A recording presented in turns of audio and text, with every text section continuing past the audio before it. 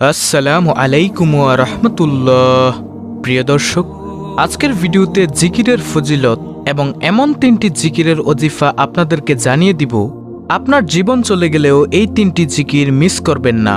উঠতে বসতে চলতে ফিরতে যদি এই তিনটি জিকির আপনি করতে পারেন, আপনার জন্য রহমতের দরজা খুলে যাবে, রিজিকের দরজা খুলে যাবে, আপনার সকল কিছুতে বরকত হবে, রোজি রোজগারে বরকত হবে, ঘরে বরকত হবে, হায়াতে বরকত হবে, আপনার সকল কাজে আল্লাহর গায়েবী সাহায্য আসবে, দুনিয়া ও আখিরাতের ভরপুর কল্যাণ অর্জন হবে ইনশাল্লাহ। প্রিয় দর্শক, আমি নিশ্চিত আজকের এই আমলের আলোচনাটি আপনার জীবনের মোড় ঘুরিয়ে দিবে ইনশাল্লাহ। তাই ধৈর্য ধরে ভিডিওটি দেখার ও শোনার জন্য অনুরোধ রইল। তাহলে চলুন মূল আলোচনা শুরু করা যাক। আব্দুল্লাহ ইবনু বুসর রাদিয়াল্লাহু তাআলা আনহু হতে বর্ণিত আছে, এক লোক বলল, হে আল্লাহর রাসূল সাল্লাল্লাহু আলাইহি ওয়াসাল্লাম, আমার জন্য ইসলামের শরীয়তের বিষয়াদি অতিরিক্ত হয়ে গেছে, সুতরাং আমাকে এমন একটি বিষয় জানান যা আমি মজবুতভাবে আমল করতে পারি। তখন নবীজি সাল্লাল্লাহু আলাইহি ওয়াসাল্লাম বললেন, সর্বদা তোমার জিহ্বা যেন আল্লাহ তাআলার জিকিরের দ্বারা সিক্ত থাকে। অর্থাৎ নবীজি সাল্লাল্লাহু আলাইহি ওয়াসাল্লাম লোকটিকে আল্লাহর জিকিরের আমলটির কথা বললেন। তিরমিজি শরীফ হাদিস নং 3375। অর্থাৎ তুমি সদা সর্বদা আল্লাহর জিকির করবে। আবার তিরমিজি শরীফের 3376 নং হাদিসের বর্ণনায় আবু সাঈদ আল খুদরি রাদিয়াল্লাহু তাআলা আনহু হতে বর্ণিত আছে, রাসূলুল্লাহ সাল্লাল্লাহু আলাইহি ওয়াসাল্লামকে প্রশ্ন করা হলো, কিয়ামতের দিন আল্লাহ তাআলার নিকট বান্দাদের মধ্যে কে মর্যাদায় সর্বোত্তম হবে? নবীজি ফরমালেন, আল্লাহ তাআলার অধিক পরিমাণে জিকিরকারীগণ। সুবহানাল্লাহ। তারপরে প্রিয় দর্শক, তিরমিজি শরীফের 3377 নম্বর হাদিসের বর্ণনায় আবু দারদার রাদিয়াল্লাহু তাআলা আনহু হতে বর্ণিত আছে, তিনি বলেন, নবী সাল্লাল্লাহু আলাইহি ওয়াসাল্লাম বলেছেন, আমি তোমাদেরকে কি তোমাদের অধিক উত্তম কাজ প্রসঙ্গে জানাবো না, যা তোমাদের মনিবের নিকট সবচেয়ে পবিত্র, তোমাদের সম্মানের দিক থেকে সবচেয়ে উঁচু, স্বর্ণ ও রৌপ্য দান খয়রাত করার চেয়েও বেশি ভালো, এবং তোমাদের শত্রুর মোকাবেলায় অবতীর্ণ হয়ে তাদেরকে হত্যা করা কিংবা শহীদ হওয়া থেকে অতি অধিক উত্তম? তখন সাহাবারা বললেন, হ্যাঁ। নবীজি সাল্লাল্লাহু আলাইহি ওয়াসাল্লাম বললেন, সেটি হলো আল্লাহ তাআলার জিকির। প্রিয় দর্শক, এ হাদিসে নবী করিম সাল্লাল্লাহু আলাইহি ওয়াসাল্লাম আল্লাহর জিকিরের 5টি ফায়দা ও শ্রেষ্ঠত্ব বয়ান করেছেন। সেগুলো হলো, নম্বর 1, জিকির হলো সর্বোত্তম আমল। নম্বর 2, জিকির আল্লাহর কাছে সবচেয়ে পবিত্র আমল। নম্বর 3, আল্লাহর জিকিরের ফলে সম্মান বৃদ্ধি পায়। নম্বর 4, জিকির করা স্বর্ণরূপ দান করার চাইতেও উত্তম। নম্বর 5, জিকির করা জিহাদে শহীদ হওয়ার চেয়েও ভালো। এই হাদিসের শেষে হযরত মুয়াজ ইবনে জাবাল রাদিয়াল্লাহু আনহু বলেন, আল্লাহ তাআলার শাস্তি হতে মুক্তি পাওয়ার জন্য আল্লাহ তাআলার জিকিরের তুলনায় অগ্রগণ্য কোনো জিনিস নেই। অর্থাৎ যে যত জিকির করবে সে তত বেশি আল্লাহর আযাব গজব থেকে দূরে থাকবে। প্রিয় দর্শক, কিয়ামতের দিন অধিক জিকিরকারীগণ সবার আগে ভাগে জান্নাতে অগ্রসর হয়ে যাবে। জিকিরের ব্যাপারে সবচেয়ে সুন্দর হাদিসটি হল বুখারী শরীফের 6408 নং হাদিসের বর্ণনা। আবু হুরায়রা রাদিয়াল্লাহু তাআলা আনহু থেকে বর্ণিত, তিনি বলেন, আল্লাহর একদল ফেরেশতা আছেন যারা আল্লাহর জিকিরেরত লোকদের খোঁজে পথে পথে ঘুরে বেড়ান। যখন তারা কোথাও আল্লাহর জিকিরেরত লোকদের দেখতে পান, তখন ফেরেশতারা পরস্পরকে ডাক দিয়ে বললেন, তোমরা আপন আপন কাজ করার জন্য এগিয়ে এসো। তখন তারা তাদের ডানাগুলো দিয়ে সেই লোকদের ঢেকে ফেলেন নিকটবর্তী আকাশ পর্যন্ত। তখন তাদের প্রতিপালক তাদেরকে জিজ্ঞাসা করেন, আমার বান্দারা কি বলছে? তখন তারা বলেন, তারা আপনার পবিত্রতা বর্ণনা করছে, তারা আপনার শ্রেষ্ঠত্বের ঘোষণা দিচ্ছে, তারা আপনার গুণগান করছে এবং তারা আপনার মহত্ব প্রকাশ করছে। তখন আল্লাহ তাআলা জিজ্ঞাসা করবেন, তারা কি আমাকে দেখেছে? তখন ফেরেশতারা বলবে, হে আমার প্রতিপালক, আপনার শপথ, তারা আপনাকে দেখেনি। তিনি বলবেন, আচ্ছা, তবে যদি তারা আমাকে দেখত? তারা বলবেন, যদি তারা আপনাকে দেখত তবে তারা আরো অধিক পরিমাণে আপনার ইবাদত করত, আরো অধিক পরিমাণে আপনার মহত্ব ঘোষণা করত, আরো অধিক পরিমাণে আপনার পবিত্রতা বর্ণনা করত। বর্ণনাকারী বলেন, আল্লাহ বলবেন, তারা আমার কাছে কি চায়? তারা বলবে, তারা আপনার কাছে জান্নাত চায়। তিনি জিজ্ঞাসা করবেন, তারা কি জান্নাত দেখেছে? ফেরেশতারা বলবেন, না। আপনার সত্তার কসম, হে রব, তারা তা দেখেনি। তিনি জিজ্ঞাসা করবেন, যদি তারা দেখত তবে তারা কি করত?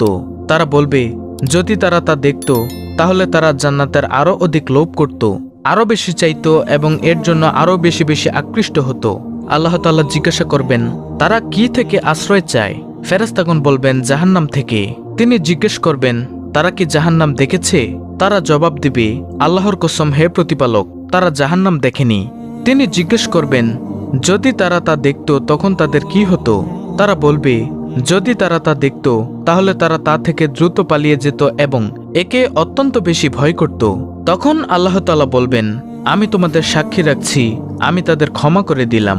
তখন ফেরেশতাদের একজন বলবেন, তাদের মধ্যে অমুক ব্যক্তি আছে যে তাদের অন্তর্ভুক্ত নয়, বরং সে কোনো প্রয়োজনে এসেছে। আল্লাহ তাআলা বলবেন, তারা এমন উপনিবেশকারী যাদের মজলিসে উপনিবেশকারী বিমুখ হয় না। সুতরাং যারা কোনো মজলিসে আসে না বরং অন্য কাজে আসে এবং মজলিসের পাশে বসে তাদেরকেও আল্লাহ ক্ষমা করে দিবেন।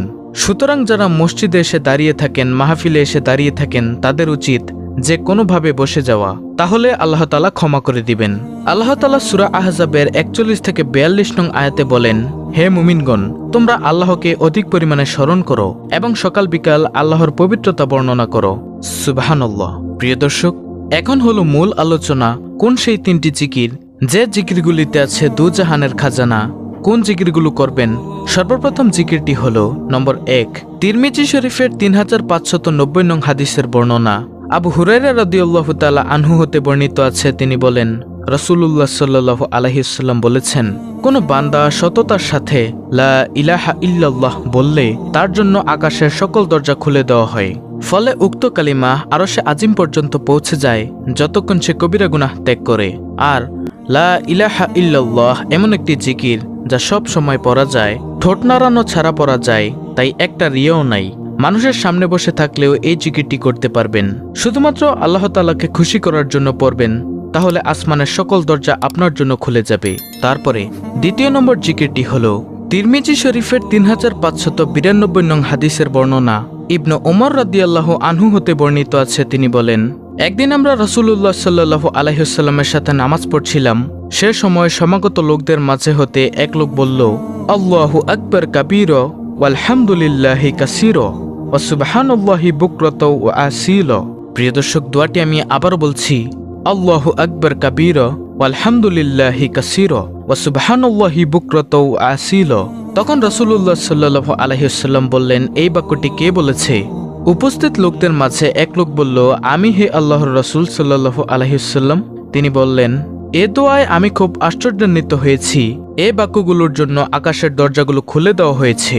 ইবনে ওমর রাদিয়াল্লাহু আনহু বলেন, রাসূলুল্লাহ সাল্লাল্লাহু আলাইহি ওয়াসাল্লামের কাছে আমি একথা শোনার পর থেকে কখনো তা পাঠ করা পরিহার করিনি।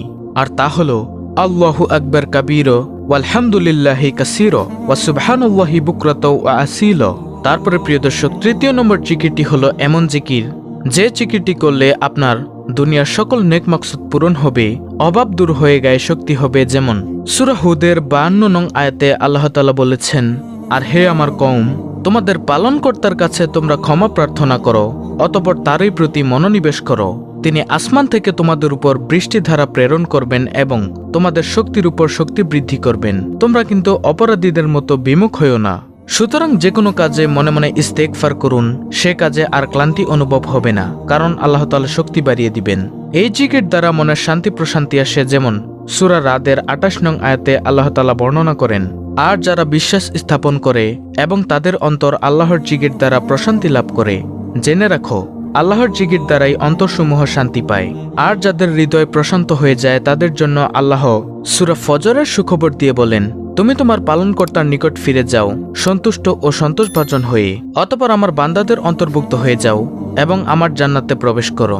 সুতরাং জিকির করতে করতে অন্তর প্রশান্ত হয়ে যাবে, আর যাদের অন্তর প্রশান্ত হয়ে যাবে তাদের জন্য রয়েছে জান্নাতের সুসংবাদ। তাই প্রিয় দর্শক, এই 3টি জিকির অর্থাৎ নম্বর 1 লা ইলাহা ইল্লাল্লাহ, নম্বর 2 আল্লাহু আকবার কাবীরা ওয়ালহামদুলিল্লাহি কাসীরা ওয়া সুবহানাল্লাহি বুকরাতা ওয়া আসীলা, নম্বর 3 ইস্তেগফার, এগুলোকে অব্যাহত রাখুন। ইনশাআল্লাহ অনেক অনেক ফায়দা হবে, যা আমি ভিডিও শুরুতেই বলে দিয়েছি। প্রিয় দর্শক, ভিডিওটি ভালো লাগলে অবশ্যই চ্যানেলটিকে সাবস্ক্রাইব করে বেল বাটন অল বাজিয়ে দিবেন। ভিডিওটিতে একটি লাইক দিবেন এবং কমেন্টে আমিন লিখবেন এবং অন্য মুসলিম ভাই বোনদের কাছে ভিডিওটি শেয়ার করে দিবেন। আল্লাহ রাব্বুল আলামিন আমাদের সকলকে বেশি বেশি জিকির করার এবং প্রশান্ত হৃদয়ের অধিকারী হওয়ার তৌফিক দান করুন। আমিন।